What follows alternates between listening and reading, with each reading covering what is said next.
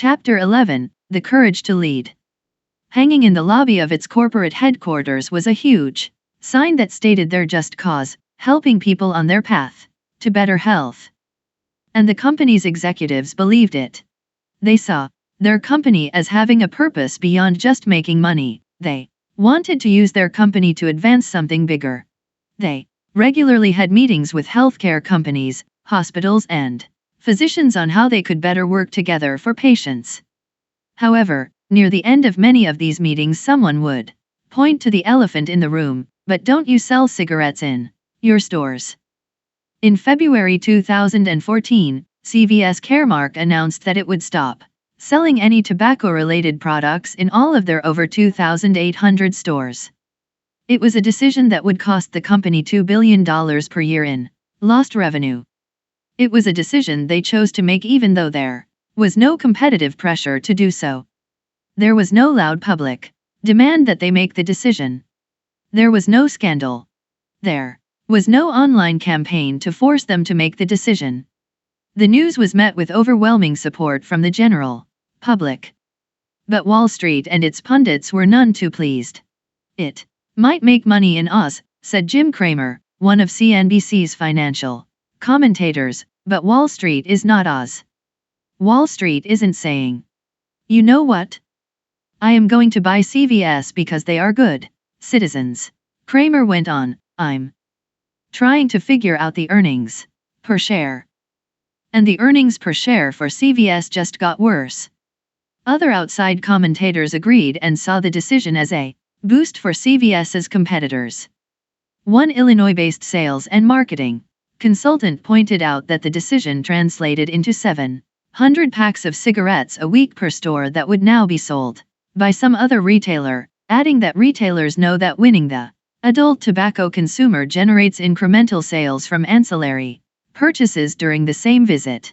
Looking through the lens of Finite and Infinite games, I can't help but see these responses to CVS's decision as exquisitely finite-minded. If the game of business was a finite game and the future was easy to predict, the pundits would have been 100% correct. As it turns out, however, the game is infinite and the future is quite unpredictable. In reality, that 700 packs of cigarettes per week per store didn't just go somewhere else. They went nowhere. The total sale of cigarettes actually decreased. An independent study commissioned by CVS to see the impact of their decision showed that overall cigarette sales dropped by 1% across all retailers in the states where CVS had a 15% market share or greater.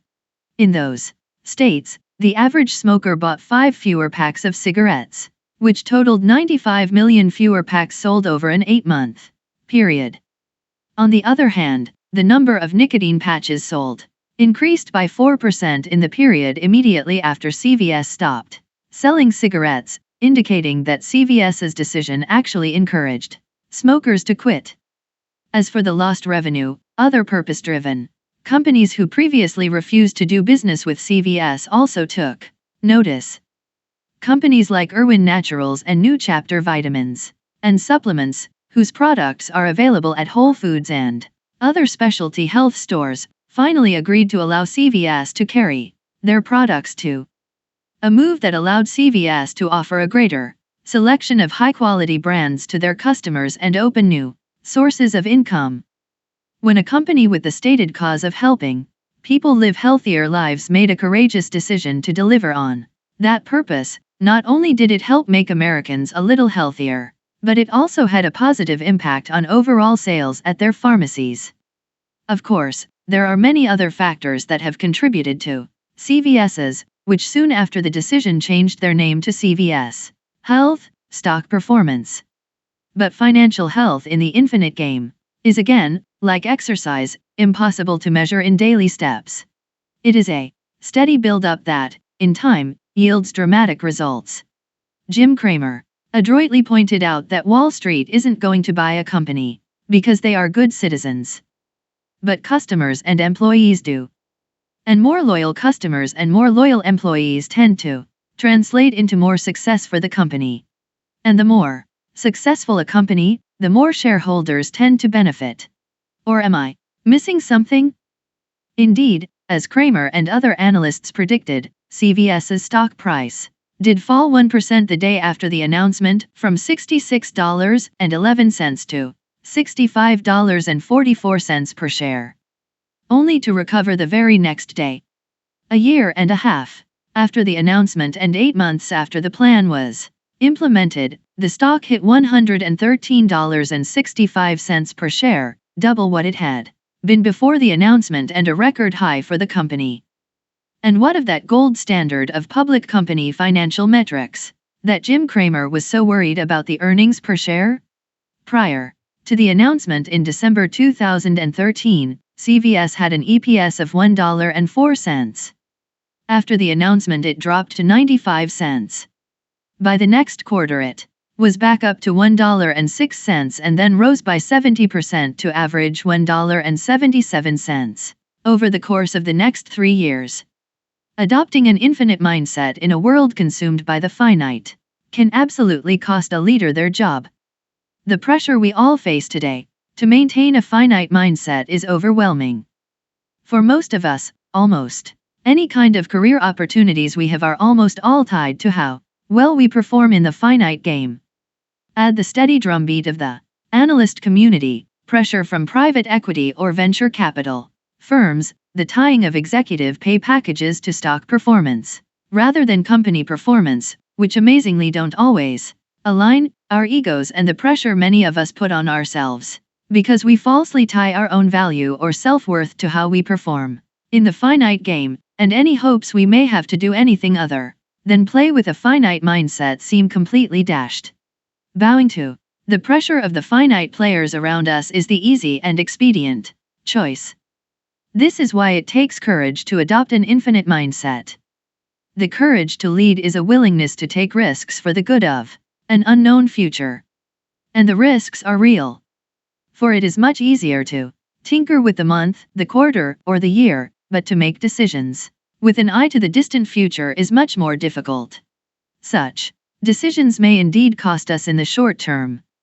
It may cost us money, or our jobs. It takes the courage to lead to operate to a standard that is higher than the law, to a standard of ethics. And when we are pressured to do things that violate that ethical code, it takes the courage to lead, to speak up, to make those who would pressure us to do otherwise aware of the situation they are creating. And it takes courage to offer our help so they may fix it. It takes the courage to lead to make decisions counter to the current standards of business.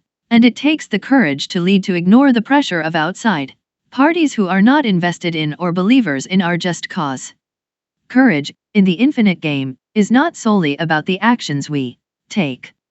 Even leaders who operate with a finite mindset can take risks. Courage, as it relates to leading with an infinite mindset, is the willingness to completely change our perception of how the world works. It is the courage to reject Milton Friedman's stated purpose of business and embrace an alternative definition.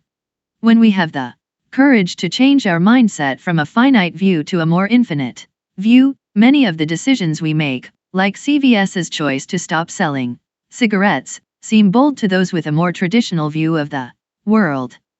To those who now see the world through an infinite lens, however, such a decision is, dare I say it, obvious. So how are we to find the courage to change our mindset? 1.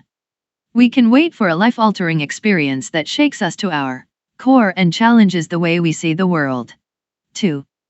Or we can find a just cause that inspires us, surround ourselves with others with whom we share common cause, people we trust and who trust us, identify a rival worthy of comparison that will push us to constantly improve, and remind ourselves that we are more committed to the cause than to any particular path or strategy we happen to be following right now.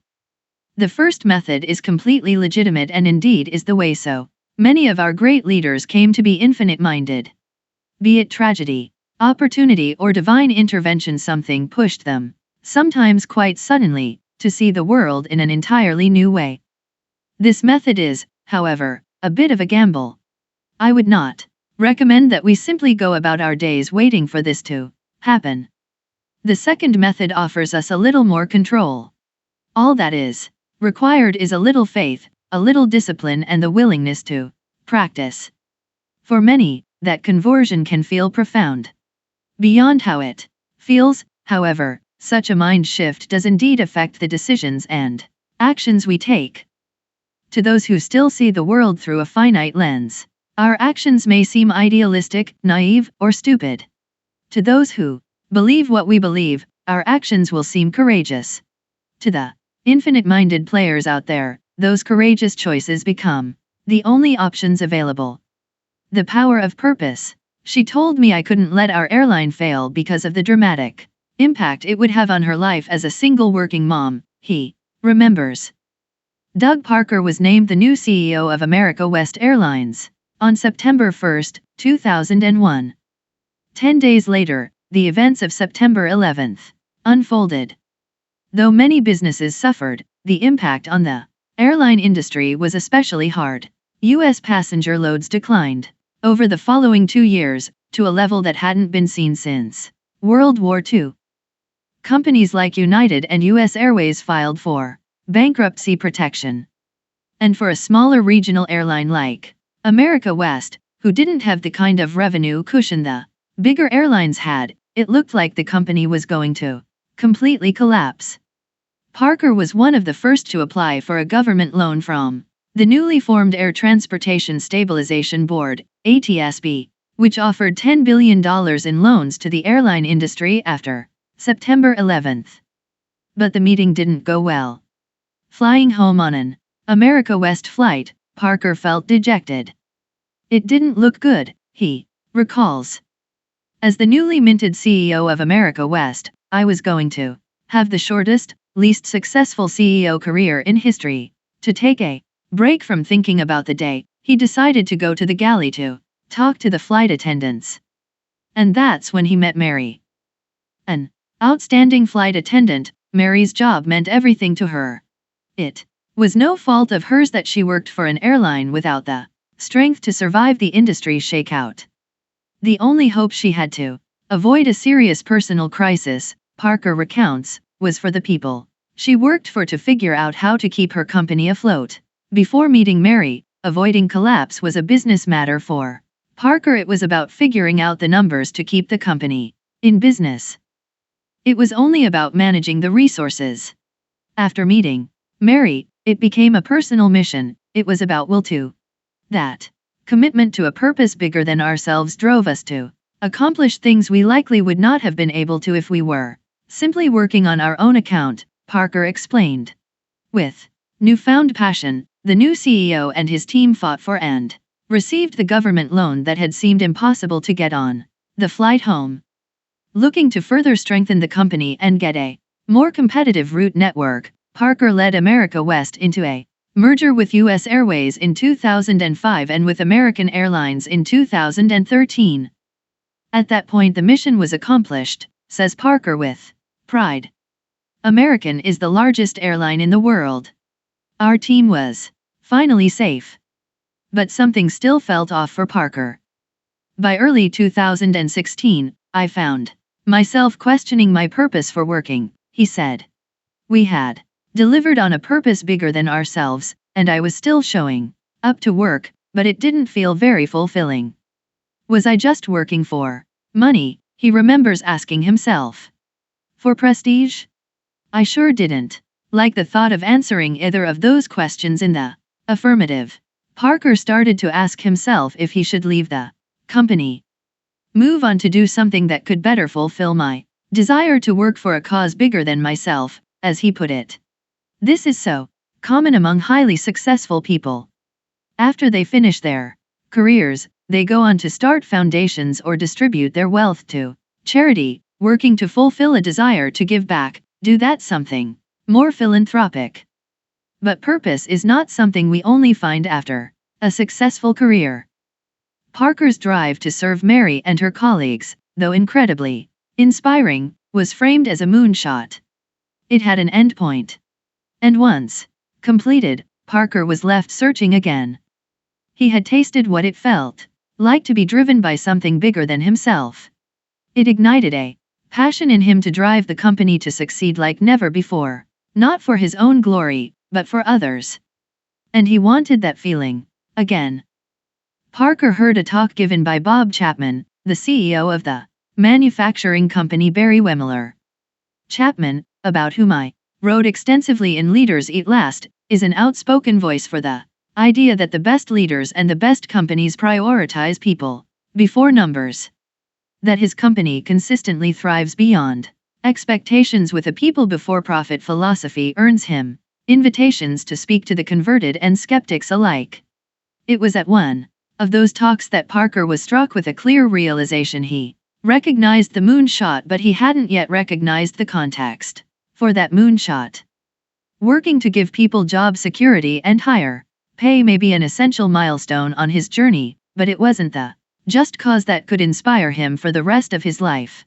We needed to create an environment that cared for them, where they were recognized and appreciated for their great work, where their leaders cared about them, and where they went home at the end of the day feeling fulfilled. That was the new mission, bigger than myself, I'd been looking for, Parker says excitedly about his new infinite pursuit. So what happens when the CEO of the largest airline in the world has the courage to change how he leads, to move from a finite to an infinite mindset? Like so many companies that prioritize numbers before people, American Airlines had a history of trust issues with employees. Long before Doug Parker showed up, the previous leadership team had negotiated significant concessions from the unions in the name of helping the company manage bankruptcy protection, while at the same time, guarantees were made to the top 7 executives that they would receive bonuses worth double their salaries simply to stick around for a few more years. As if that wasn't bad enough, $41 million was put aside to protect the pensions of the top 45 executives. And no such provisions were made for rank-and-file employees. The scandal ultimately resulted in the resignation of then CEO Donald Carty. In his departing statement, he expressed hope that his successors would try to build a new culture of collaboration, cooperation and trust, something that, despite public assurances, his successors, Gerard Arpey and Tom Horton, were unable to do. And the trust violations and possible ethical fading persisted. Unless a new leadership team was willing to make some hard choices and some sacrifices to demonstrate that they were indeed worthy of trust, nothing was going to change. Parker understood that grand pronouncements of how things were going to be different would do little to move the needle. He knew he and his leadership team needed to find the courage to demonstrate that things were, in fact, going to be different. And that's exactly what they did. Their first significant act happened in 2015, when they negotiated new contracts for their pilots and flight attendants that would make them some of the best paid in the industry.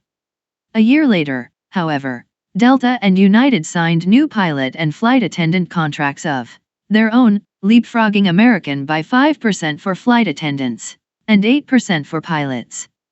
With the culture of cynicism still alive and, well, many believed, falsely, that leadership knew this would happen and worked to hurry up and lock them into the lower contracts for the next 5 years. Saying you trust people is just words, says Parker. To validate the trust, we have to act in a way that lives up to the words. A lot of other executive teams would simply shrug and promise to deal with it at the next contract negotiation. Isn't that the purpose of a contract, they may say.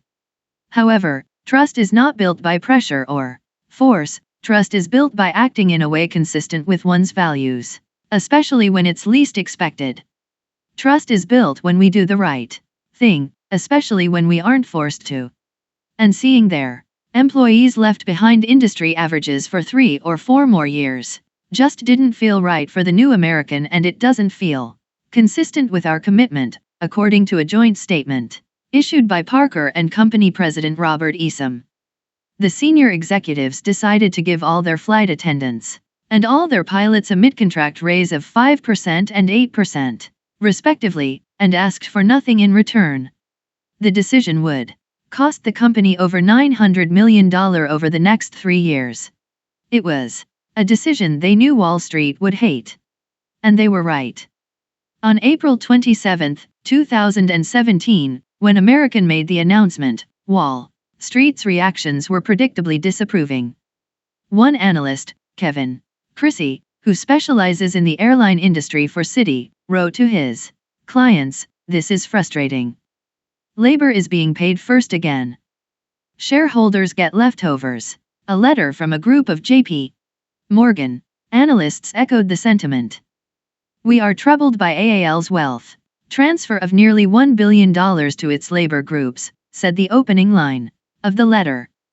"We're sensitive to Americans' desire to build a foundation of trust with its labor stakeholders," the letter later explained, "but we think this latest agreement goes too far. The solution to a rising wage bar is not to chase it, in our view. Sometimes, the timing of one's commitments is simply fortuitous." By fortuitous, I believe they were saying possibly unfair, but in our favor. Fortunately, the leaders at American Airlines had the courage to make a decision to strengthen their company without considering Mr. Chrissy's and the J.P. Morgan team's annual bonus structures. Sadly, it is finite mindsets of those like Mr. Chrissy and the analysts at J.P. Morgan who help sway the market. American predicted they would lose as much as 5% of their stock value. The day after the announcement, the stock price actually lost 9% of its value. The good news is, short-term thinking often has short-term impact. In less than 2 weeks the stock regained its full original value and, by year-end, was over 20% higher. Even so, many on Wall Street argue that American would be more profitable if it hadn't given its employees raises. Once again, demonstrating their bias for resources over will. Finite thinkers do not appreciate that an investment in people will ultimately benefit the company, the customer and their investments, and they probably also fail to recognize that it was their guidance that pushed the stock price down.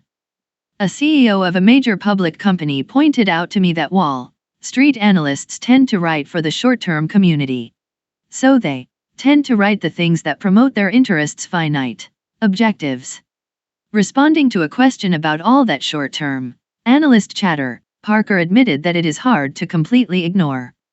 "We have to work on it, we can quickly get sucked into it," he said.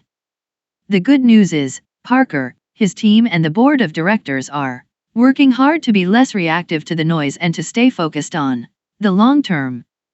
"We need to care for our team so that they can care for our customers," said Parker. "That's how we will create value for our shareholders." American Airlines is still in the early days of their new journey. But because they are now preaching more of a long-term story than in the past, they are, unsurprisingly, attracting the attention of more long-term-minded investors. The kinds of investors who care less about the short-term fluctuations. One of those investors is Ted Weschler. Weschler is one of 4 investment managers who run Warren Buffett's Berkshire Hathaway, a company well known for their long-term positions. They rarely sell off their investments. As it turns out, long-term shareholders, like Berkshire Hathaway, have their own analysts and tend not to be swayed by the 24-hour financial news cycle. Buffett, the Oracle of Omaha, one of the most successful investors in history, one of the richest men in the world, revered in financial circles worldwide, once wrote that airlines were one of the worst investments someone could make.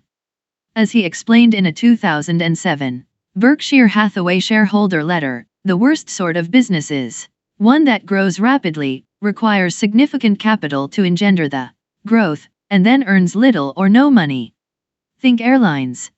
Here a durable competitive advantage has proven elusive ever since the days of the Wright brothers. Indeed, if a far-sighted capitalist had been present at Kitty Hawk, he would have done his successors a huge favor by shooting Orville down. It's worth noting that, at the time of the publication of this book, Berkshire Hathaway is the single largest shareholder of American Airlines. And when Doug Parker informed them of his intention to give the mid-contract raise to his flight attendants and pilots, Weschler gave Parker his blessing. The joke is, all those finite thinkers who complain about Parker's leadership perspective will probably still invest in American if they think they can make a buck. It takes no courage to keep a finite mindset. CVS decided to use their just cause to guide their business, and they were the first to take the risk to remove cigarettes from their stores. This should make it easier for others to follow their lead. However, as of the writing of this book, its two biggest competitors, Walgreens and Rite Aid, continue to stock cigarettes on their shelves. I wanted to give them the benefit of the doubt. Even though they are both pharmacies, perhaps Walgreens and Rite Aid chose to stay the course because they have a different cause than CVS. Perhaps their decisions are consistent with their stated purposes. So I checked to be sure. On the About Us section of the Walgreens Boots Alliance, the company that owns Walgreens Pharmacies website, it states that its purpose is to help people across the world lead healthier and happier lives. After which it states, Walgreens Boots Alliance takes seriously its aim of inspiring a healthier and happier world, as reflected in our core values, of which the first is trust, respect, integrity, and candor guide our actions to do the right thing. When asked if they plan to follow CVS's lead, Walgreens released a statement that included their active decision to reduce space and visibility of tobacco products in certain of our stores as we focus on helping customers who want to stop smoking. Bold, Walgreens. Bold. Executive Chairman of Walgreens Boots Alliance James Skinner responded to the same question by stating, "We've reviewed this on a regular basis and it's always up for a review decision down the road. Isn't that the opposite of courage or conviction?"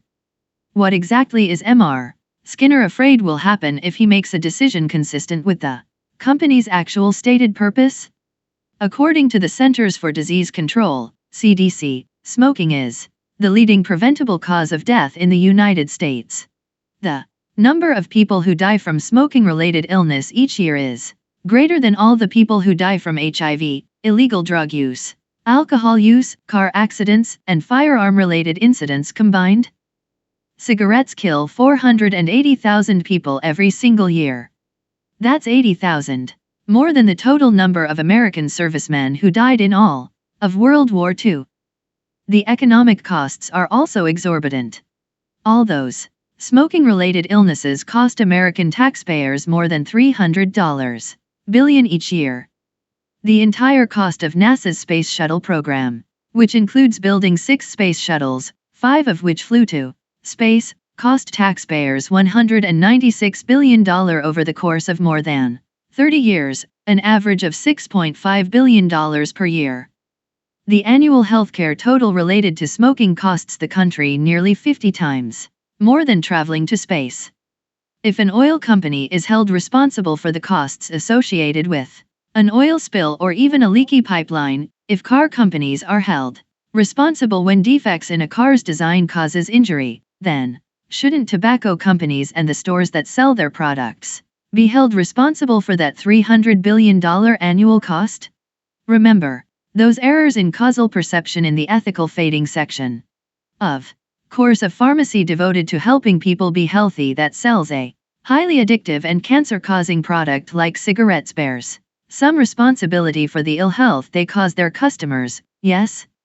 The single best way to prevent all the deaths and reclaim all the money we lose to smoking-related illness is to help smokers stop smoking. Something most smokers want to do. Nearly 70% of all smokers, many of whom shop at pharmacies, report a desire to quit. But it's not easy and, obviously, many struggle to do so. Which is why offering them an anti-smoking program next to the cigarettes isn't much help. That's a little like selling donuts next to diet books. The choice facing the consumer is between one item that satisfies a craving and is bought on impulse and another that requires discipline and hard work. Anyone who actually wanted to help would try to make the harder choice a little easier by fully removing the thing that drives the impulse, even if there is a cost to doing so. That's what the courage to lead is. If leaders of organizations go so far as to state a just cause, or purpose, for their organization, then it's kind of necessary that they must actually believe in that cause. The whole point of having a statement of cause or purpose is that they actually believe it. That They really believe the purpose of business is bigger than making money. A cause can only advance if they do the things that help advance it. If they don't, what's the point of having a cause written on the wall or on the website? More and more people say they want to work for a purpose-driven organization, especially millennials and Gen Zers. But without committed, infinite-minded leaders willing to challenge accepted norms of how the working world works, statements of cause are just feel-good marketing stuff a company may say to curry favor with people inside or outside the organization, but may not actually believe in or do themselves. Perhaps the pressure to make their numbers is acting on business leaders like the seminary students at Princeton. If the leaders of companies have no real interest adopting an infinite mindset or at least being open to the idea that maybe they don't have everything figured out, they can at least have the courage to say what their true intentions are and delete from their websites and marketing what appear to be hollow statements of purpose or cause. Being honest about their short-term intentions would be, as Walgreens explains in its values, operating with integrity in order to build trust. But alas, that too takes courage. After the CVS announcement, Rite Aid, the third of the big three pharmacy chains in America, responded to the same questions about whether it would follow suit. After all, doing so would also be consistent with its stated purpose. The first sentence of the Our Story section of the pharmacy website reads, "At Rite Aid, we have a personal interest in your health and wellness. That's why we deliver the products and services that you, our valued customer, need to lead a healthier, happier life." Yet, when asked whether they plan to follow CVS's lead and stop selling cigarettes in their stores, the company released a statement that Milton Friedman himself could have written. Rite Aid offers a wide range of products, including tobacco products, which are available for purchase in accordance with federal, state and local laws. Think about that for a moment. When a company responds to an ethical question, or defends an unethical decision, by explaining that they can legally do what they are doing, that's like someone who has been caught cheating by their long-term boyfriend or girlfriend, replying, "What? We're not married. I broke no laws. I'm legally allowed to sleep with someone else if I want." Their actions may indeed be legal, but it is hardly the kind of response that engenders or rebuilds trust. When companies and the people who lead them act with courage and integrity, when they demonstrate that they are honest and of strong character, they are often rewarded with goodwill and trust from customers and employees. The day after CVS made the announcement that it would be pulling cigarettes from all its stores, the phone rang on Mary Alice Sainz's desk. It was her mother. Almost in tears, she told Mary Alice how proud she was that her daughter worked for a company like CVS. For years, Mary Alice's father's smoking habit had been a source of family conflict. "That was a really gutsy move," explained Mary Alice. "I was really proud to come to work that day.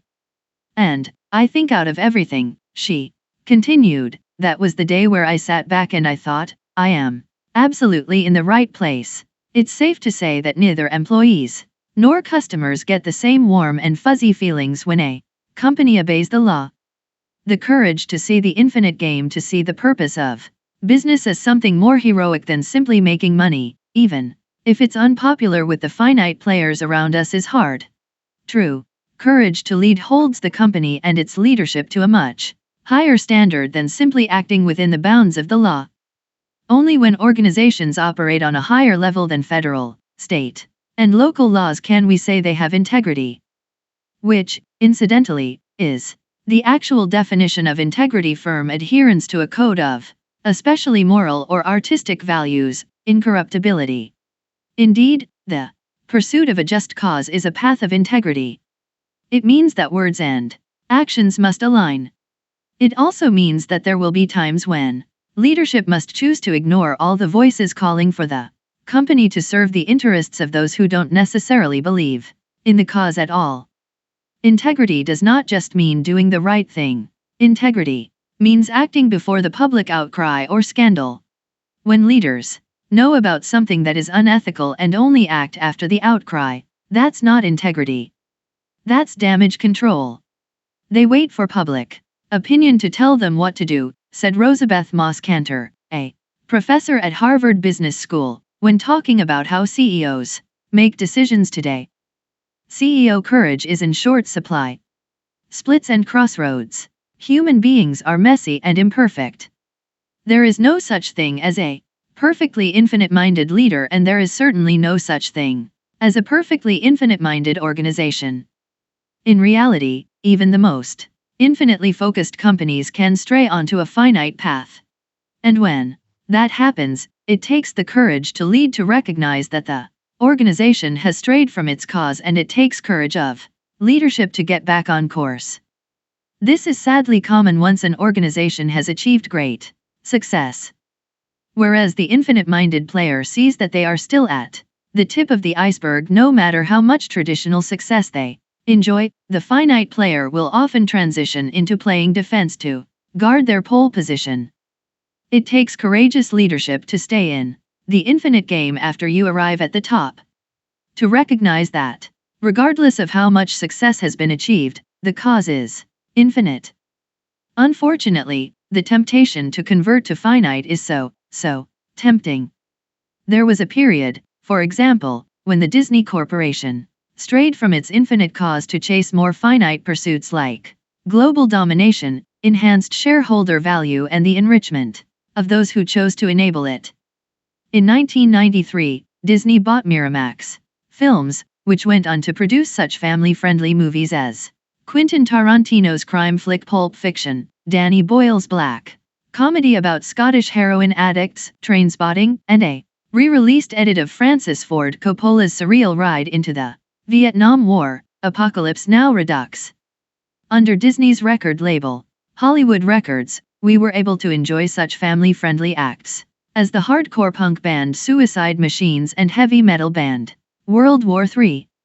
Whenever a new CEO takes over, that new leader will stand at a crossroads. How will they lead? When Mike Duke and Steve Ballmer took the helms at Walmart and Microsoft, respectively, both made the choice to lead their companies down a finite path. Had the companies stayed on these paths, they may have been forced to drop out of the game altogether. The CEOs who replaced them, Doug McMillon at Walmart and Satya Nadella at Microsoft, also made a choice to do what they needed to do to put their respective companies back on the infinite path. And though they still face many challenges, both seem genuinely committed to leading a cause, not just running a company.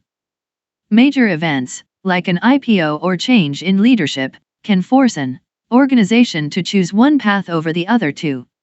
However, there need not be a specific event to cause an organization to veer from the infinite path to a finite one. Such veerings or splits off the infinite path are actually quite normal. People stray from their own paths all the time. We often stray from a healthy routine or fall off other healthy bandwagons. As companies are run by people, it would be expected that these things will happen. What causes an organization to stray off course is often quite consistent. It occurs when leaders become more interested in their own finite pursuits than the infinite game and drag the organization along with them. Organizations will also find themselves at a crossroads when their leaders start to believe their own myths that the success the company enjoyed under their leadership was a result of their genius, rather than the genius of their people, who were inspired by the cause they were leading. These leaders too often fixate on advancing their own fame, fortunes, glory, and legacies at the expense of the company and its cause. Management becomes disconnected from the people and trust breaks down. And when performance necessarily starts to suffer as a result, these same leaders are quicker to blame others than to look at what set the company on the new path in the first place. In order to fix the problem, their faith in the people is replaced with faith in the process. The company becomes more rigid and decision-making powers are often taken away from the front lines. It can't be a good thing when the captain of the ship, who is supposed to be on deck navigating toward the horizon, is now in the ship tinkering with the engine trying to make it go faster. Facebook was an infinite player that now seems to be moving down a more finite path.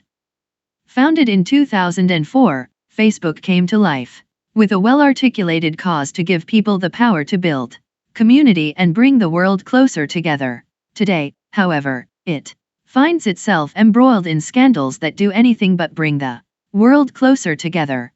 Facebook has been accused of violating their users' privacy, tracking our habits online, even when we're not on Facebook, failing to adequately police fake accounts or fake news disseminated across their service, then using all the data they collect, either to sell or to maximize the dollars they can earn from selling advertising. I doubt this is what Mark Zuckerberg meant by giving people power. Has Facebook veered from their once inspiring, infinite path because of the overwhelming pressure their leaders feel to answer to Wall Street's finite expectations? Is it because they are doubling down on a business model driven by selling advertising, instead of making an existential flex to reshape the entire company? Is it because their leaders have lost connection with their just cause, and who they need to be primarily serving in order to keep the game in play? Is it hubris? Today, when Facebook does right by the people, it is too often a result of public pressure or scandal and rarely a proactive decision made to protect those they serve and advance their cause. Facebook reacted to the scandal that erupted around Cambridge Analytica, for example, only after there was a scandal, even though they were aware of Cambridge Analytica's unethical practices before we found out about it. Regardless of what combination of things led Facebook down this path, there is no getting around the fact that they are acting with a more finite mindset than in the past. Being big and rich does not mean the company can't fail, though money certainly helps delay the inevitable in this never-ending game. It also provides the runway for leaders to get things back on track. The only question is whether they will or not. With a little courage to lead, they can renew the trust of the people who helped champion their success before it's too late. As companies like Microsoft, Walmart, and Disney show, companies can afford to veer off course for a while. They will still face the challenge of finding their way back to the infinite path that they once all started down. Though some can bear the cost of splitting for longer, money eventually runs out. Not every organization can afford to veer off the infinite path for as long. Regardless of the size of the company, the elements of infinite-minded leadership that I've tried to make a case for in this book are the best way to help stay on that infinite journey. Playing the infinite game is not a checklist, it's a mindset. How to find the courage to lead. In my life, the only common factor in all my failed relationships is me. The common factor in all the struggles and setbacks that finite leaders face is their own finite thinking. To admit that takes courage. To work to open one's mind to a new worldview takes even more courage. Especially when we know many of our choices will go badly. To actually take steps to apply an infinite mindset to an organization's culture can seem to many like it would take insurmountable courage. And the truth is, it does. For it can be embarrassing, even humiliating, to admit that we are part of the problem. It can also be empowering and inspiring to decide to be a part of the solution. Few, if any, of us have the courage to change from a finite mindset to a more infinite one alone. We must find others who share our sense of responsibility, who share our beliefs that it is time to change, and who share our desire to work together to do it. In every case I wrote about to demonstrate the courage to lead, the hard decisions were not made by great women and great men. They are done by great partnerships, great teams, great people who stood together, with deep trust and common cause. Like a world-famous trapeze artist would never attempt a brand new death-defying act for the first time without a net, neither can we find the courage to lead without the help of others. Those who believe what we believe are our net. Courageous leaders are strong because they know they don't have all the answers and they don't have total control. They do, however, have each other and a just cause to guide them. It is the weak leader who takes the expedient route. The ones who think they have all the answers or try to control all the variables. It requires less strength to announce layoffs at the end of the year to quickly squeeze the numbers to meet an arbitrary projection than it does to explore other, maybe untested, options. When leaders exercise the courage to lead, the people who work inside their organization will start to reflect that same courage. Like children who mirror their parents, so, too do employees mirror their leaders. Leaders who prioritizes themselves over the group breed cultures of employees who prioritize their own advancement over the health of the company. The courage to lead begets the courage to lead. Afterward, our lives are finite, but life is infinite. We are the finite players in the infinite game of life. We come and go, we're born, and we die, and life still continues with us or without us. There are other players, some of them are our rivals, we enjoy wins and we suffer losses, but we can always keep playing tomorrow, until we run out of the ability to stay in the game. And no matter how much money we make, no matter how much power we accumulate, no matter how many promotions we're given, none of us will ever be declared the winner of life. In any other game, we get two choices. Though we do not get to choose the rules of the game, we do get to choose if we want to play, and we get to choose how we want to play. The game of life is a little different. In this game, we only get one choice. Once we are born, we are players. The only choice we get is if we want to play with a finite mindset or an infinite mindset. If we choose to live our lives with a finite mindset, it means we make our primary purpose to get richer or promoted faster than others. To live our lives with an infinite mindset means that we are driven to advance a cause bigger than ourselves. We see those who share our vision as partners in the cause and we work to build trusting relationships with them so that we may advance the common good together. We are grateful for the success we enjoy. And as we advance, we work to help those around us rise. To live our lives with an infinite mindset is to live a life of service. Remember, in life, we are players in multiple infinite games. Our careers are just one. No one of us will ever be declared the winner of parenting, friendship, learning, or creativity either. However, we can choose the mindset with which we approach all these things. To take a finite approach to parenting means to do everything we can to ensure our kids not just get the best of everything but are the best at everything. A seemingly fair standard for these things will help our kid excel in life. Except when a finite mindset is the primary strategy, it can give way to ethical fading or push us to become more obsessed with our child standing in the hierarchy over if they are actually learning or growing as a person. An extreme example is shared by clinical psychology's and New York Times best-selling author Dr. Wendy Magel.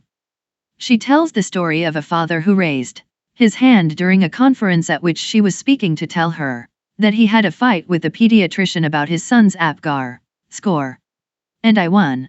The APGAR score is a test performed within the first minute to 5 minutes of a child's birth to determine their strength. Basically, as Dr. Magel explains, if they are blue and floppy, you get a 1, if they are pink and plump they get a 5. Think about that for a second. This parent seemed more concerned with winning and getting his newborn child a higher score rather than concerning himself with his child's health. Flash forward 18 years and think about the lengths that parent might go to ensure his child gets the best scores to get into the best school all the time, ignoring if their child is actually learning or is healthy in every other way. To parent with an infinite mindset, in contrast, means helping our kids discover their talents, pointing them to find their own passions, and encouraging they take that path. It means teaching our children the value of service, teaching them how to make friends and play well with others. It means teaching our kids that their education will continue for long after they graduate school. It will last their entire lives. And there may not be any curriculum or grades to guide them. It means teaching our kids how to live a life with an infinite mindset themselves. There is no single, greater contribution in the infinite game than to raise children who will continue to grow and serve others long after we are gone. To live a life with an infinite mindset means thinking about second and third order effects of our decisions. It means thinking about who we vote for with a different lens. It means taking responsibility for later impact of the decisions we make today. And like all infinite games, in the game of life, the goal is not to win, it is to perpetuate the game. To live a life of service. None of us wants on our tombstones the last balance in our bank accounts. We want to be remembered for what we did for others. Devoted mother. Loving father. Loyal friend. To serve is good for the game. We only get one choice in the infinite game of life. What will you choose? If this book inspired you, please pass it on to someone you want to inspire. End of chapter 11.